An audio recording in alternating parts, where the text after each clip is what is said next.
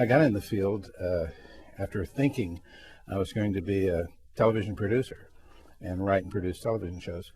The Korean War was on.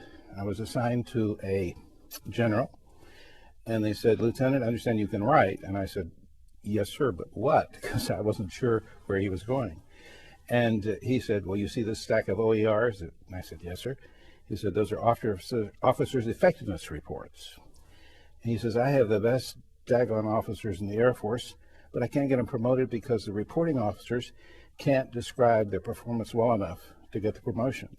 He said, "Here's what I want you to do. First assignment, take these reports, go back to the reporting officer, write what the officer really wants to say about that particular pilot, and get him to sign it, to agree to it, and then bring him back to me, and let's see what happens."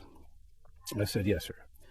So I did just that, brought him back, and about 3 weeks later, the sergeant came to my office and said, "Lieutenant, the general wants to see you in his office right this very minute." And I thought, uh-oh, what's up? And I walked in and they were all sitting on his desk.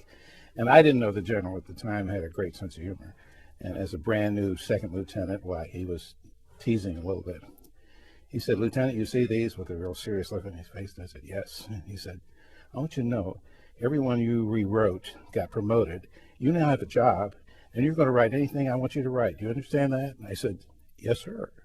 And so I got into the PR field through that kind of writing, and then working with a general at that level was the best executive experience you could ever have, because he really knew how to be a leader, he knew how to be effective, he knew when to give the orders and how.